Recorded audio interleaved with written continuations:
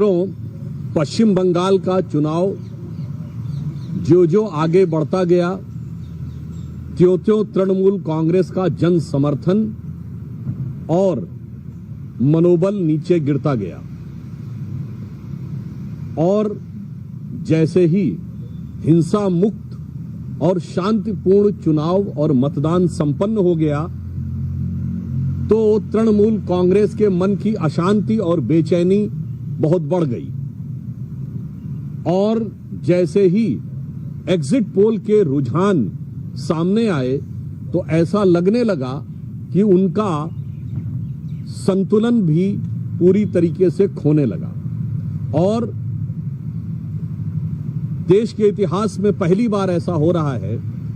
जब किसी ऐसे राज्य में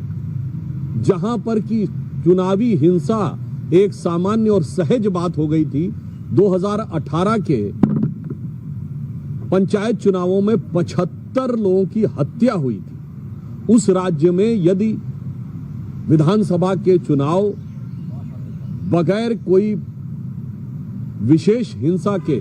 संपन्न हो जाएं और तब किसी के मन में आपत्ति हो तो मेरा सवाल उठता है कि संविधान किन लोगों के रहने पर खतरे में है। अब जिस प्रकार से तृणमूल कांग्रेस ने अनर्गल निराधार आरोपों को मुद्दा बनाकर सर्वोच्च न्यायालय जाने का प्रयास किया, ये भी उनकी चिर परिचित छटपटाहट और बौखलाहट का ही एक प्रमाण है। विगत 10-12 वर्षों में भिन्न भिन्न न्यायालय के स्तरों पर लगभग 80 बार से अधिक टीएमसी कोर्ट जा चुकी है और हर बार उसे मुंह की खानी पड़ी। सर्वोच्च न्यायालय ने भी आज स्पष्ट रूप से संवैधानिक दृष्टि से किसी चुनावी प्रक्रिया में हस्तक्षेप करने से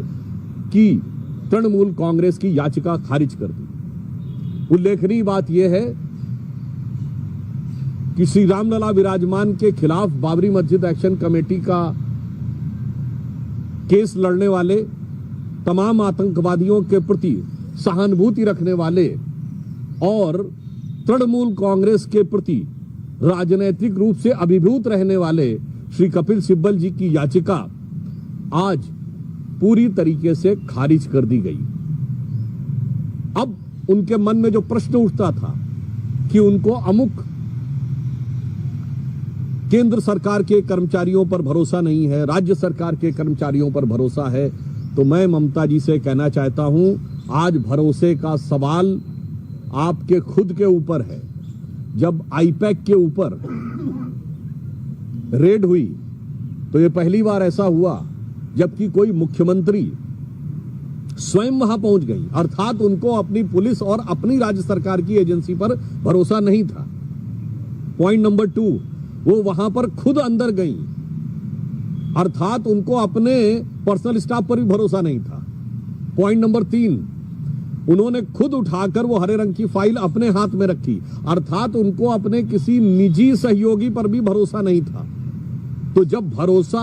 स्वयं तृणमूल कांग्रेस की सरकार को अपनी ही सरकार, अपने कर्मचारियों और अपने ऑफिस पर नहीं है, तो यह इसलिए है क्योंकि जनता का भरोसा पूरी तरीके से उठ चुका है। और मेरा ये सवाल है इंडी गठबंधन से और सारी देश की जनता को ध्यान से इस विषय को देखना चाहिए कि जहां पर शांतिपूर्ण मतदान होने पर, हिंसा मुक्त मतदान होने पे, हत्याएं न होने पर किसी को समस्या उत्पन्न हो रही है, इससे बहुत साफ है कि हिंसा, दबाव, भय और आतंक के आधार के ऊपर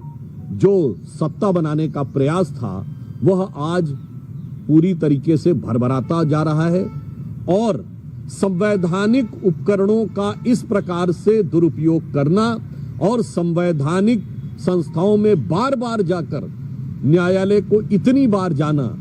मुझे लगता है कि यह न सिर्फ आपकी राजनीतिक हताशा को दर्शाता है बल्कि यह भी दर्शाता है कि संवैधानिक व्यवस्थाओं में आपकी आस्था नहीं है और उसका आप दुरुपयोग करना चाहते हैं। आज का जो सर्वोच्च न्यायालय का निर्णय है यह संवैधानिक दृष्टि से उपयुक्त और राजनैतिक और नैतिक दृष्टि से तृणमूल कांग्रेस की मंशा के ऊपर एक गहरा गंभीर सवालिया निशान है। आज राज्यसभा के सांसद श्री संदीप पाठक जी के आवास पर पंजाब पुलिस ने जाकर रेड करने का प्रयास किया। हम यह सवाल पूछना चाहते हैं पंजाब से, जहां कानून व्यवस्था की स्थिति इतनी लचर है कि आपकी पुलिस न ड्रग वालों को पकड़ पा रही है, जहां पवित्र हरमिंदर साहब के गेट के ऊपर भी गोली चल जाती है, जहां पर पुलिस अधिकारियों के कार्यालय पर हमला हो जाता है और वहां पर नियंत्रण न करके आज जिस प्रकार से पाठक जी के आवास पर पंजाब पुलिस ने धावा बोला है, मेरा सवाल केजरीवाल जी से है कि इस तथाकथित नई राजनीति के अलंबरदार यह बताएं कि आपके राज्य में जहां कानून व्यवस्था सर्वाधिक ध्वस्त है और कल ही एक गंभीर आरोप पंजाब विधानसभा में विपक्ष के द्वारा लगाया गया कि मुख्यमंत्री भगवंत मान जी के ऊपर कि वो नशे में हैं, तो मैं आम आदमी पार्टी, पंजाब सरकार और विशेषकर केजरीवाल जी को यह स्पष्ट रूप से कहना चाहता हूं कि कागज का है लिबास, चरागों का शहर है। कागज का है लिबास, चरागों का शहर है, चलना संभल संभल के क्योंकि तुम नशे में हो। আরো ভালো ভালো খবর দেখতে সাবস্ক্রাইব করুন বাংলা হান্টের ইউটিউব চ্যানেল। বাংলা হান্টের আরো খবর দেখতে নজর রাখুন। বাংলা খবর মানেই বাংলা হান্ট।